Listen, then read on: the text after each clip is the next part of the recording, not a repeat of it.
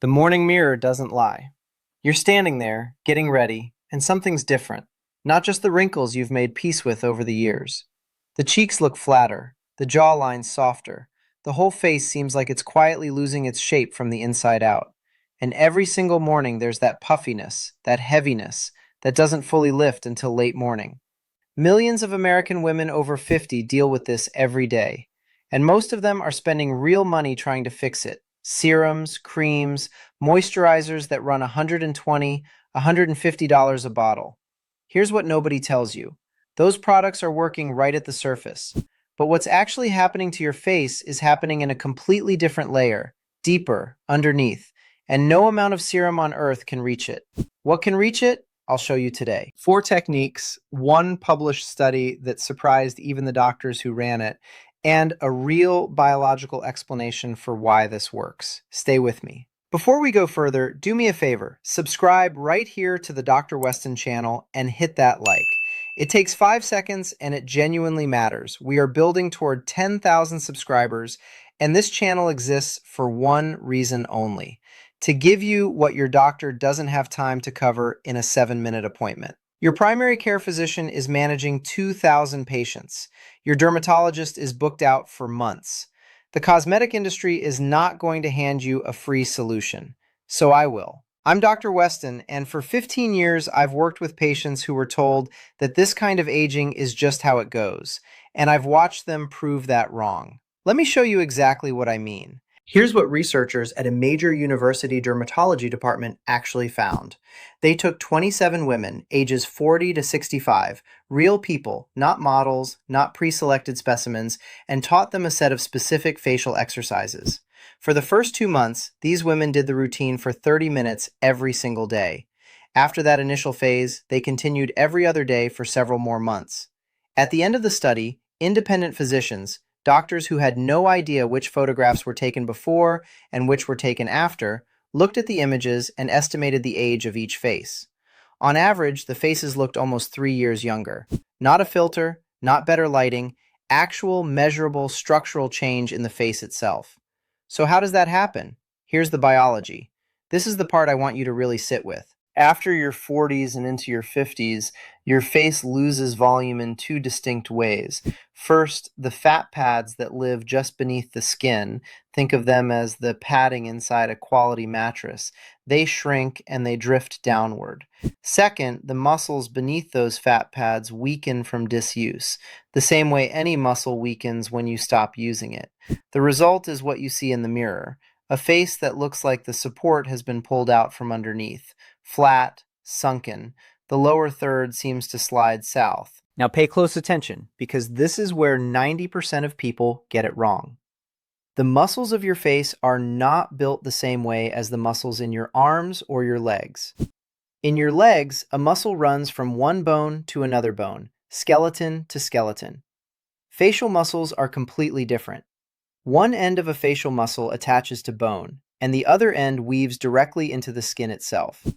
This means that when you train these muscles and they grow denser and stronger, they don't just pull, they push outward, back up into the skin, creating new volume from the inside.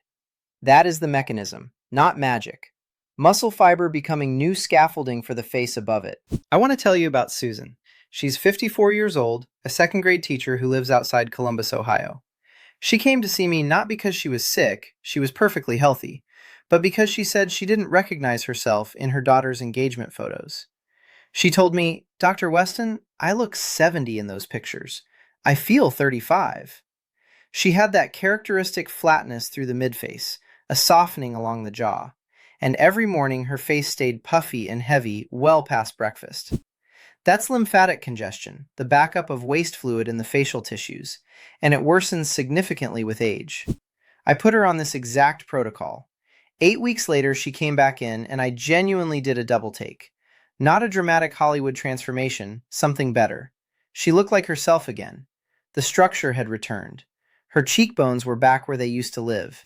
She said, "I got my face back." That's the best description I've ever heard for what this work actually does. Now, let me walk you through all 4 techniques. And we do this in a specific order. Drainage comes first, muscle work comes second. Here's why it matters. If your face is puffy when you start training the muscles, you literally cannot see the work happening. The swelling sits on top of everything and hides every bit of progress. So we clear the field first. Every night, your body's lymphatic system, the waste clearing network, allows fluid to pool in the soft tissues of your face. By morning, that's what creates the heaviness and the puff. Here's how you move it out. Lay your fingers flat, all four fingers together, and without pressing hard at all, glide from the center of your face outward toward your ears. From your nose outward along your cheekbones toward the ears. Then from the ears, guide your fingers down along the sides of your neck and finish at the collarbones. That's where lymphatic fluid drains into the bloodstream. You're not pressing, you're barely nudging the skin. 5 or 6 slow passes each direction. In the mirror, you will see the difference in 2 minutes. The puffiness drops, the face looks refreshed, and now the muscles are visible and ready to work. Exercise number 1 targets the fullness of the cheeks. This is the core movement from the study, and it directly addresses that flat, deflated look in the mid-face. Open your mouth and shape your lips into a letter O, folding them over your teeth so the teeth are covered. From that position, smile upward. Feel your cheeks lift toward your eyes. Lay your fingertips lightly on top of your cheeks at the highest point. That contact is just a guide, not pressure. Now let your cheeks lower slightly, then lift them back up with that upward smile. 10 repetitions, slow and controlled. Internally, you are loading the muscle that raises the cheek, rebuilding it the same way you'd build any other muscle. Over weeks, it thickens and acts as a natural cushion, pushing upward into the skin from below. In the mirror, the middle section of your face, that flat zone, begins to regain its curve. Exercise number 2 creates the cheekbone definition itself. Smile with your lips closed and your teeth together, no teeth showing.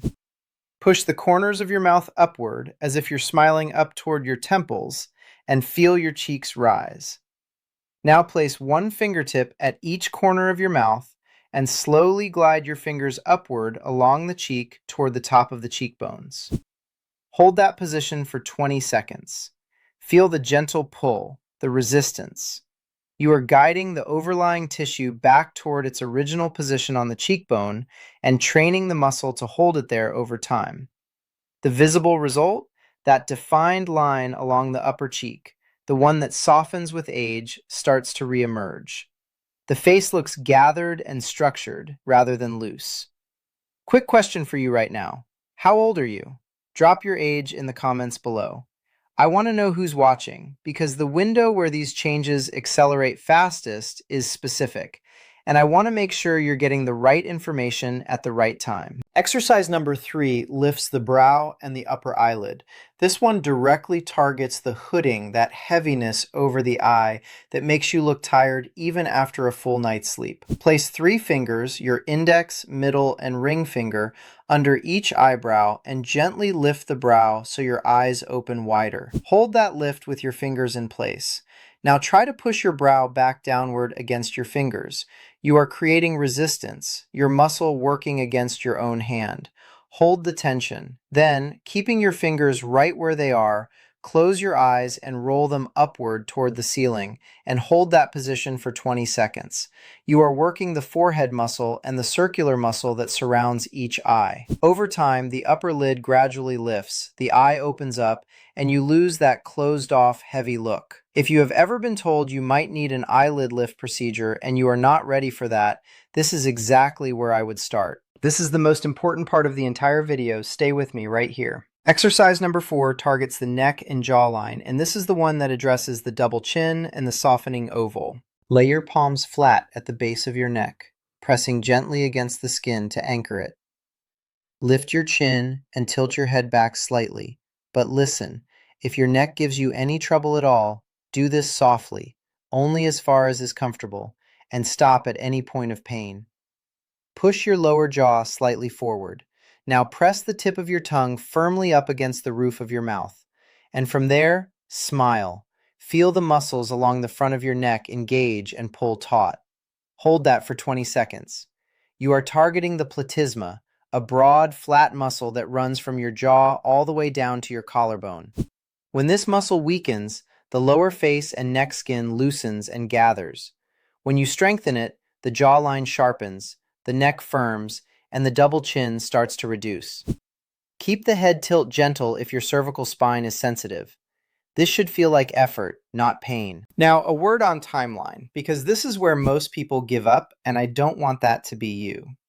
In the research study, the first visible, measurable improvement appeared at 8 weeks.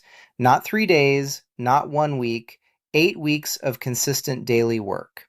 The first 2 months, commit to this every morning. Once you know the sequence, it takes 5 to 7 minutes. After those 2 months, every other day is enough to maintain and continue building. This is the same principle as training any muscle in your body. You do not go to the gym once and see your arms change. You go consistently, and the adaptation happens quietly every single day while you are going about your life. That is exactly how this works. How old are you, and what state are you watching from? Drop it in the comments. I want to see where everyone is tuning in from California to Florida, from Texas to Minnesota, from Georgia to New York. Are you outside Atlanta, a suburb of Chicago? Tell me down below. Here is the practical takeaway, and I will keep it clean. First, every morning, before anything else, do the lymphatic drainage. Fingers flat, center of the face out to the ears, ears down the sides of the neck to the collarbones. Clear the swelling before you do anything else. Second, run through all 4 exercises in sequence: cheek volume, cheekbone definition, brow and eyelid lift, jawline and neck. 7 minutes total once you have the routine down. Third, give it 8 weeks before you evaluate the result. Take a photo today, put your phone down, look again in 2 months. That is your real before and after. Fourth, understand that your posture is directly connected to your face. And I mean that literally.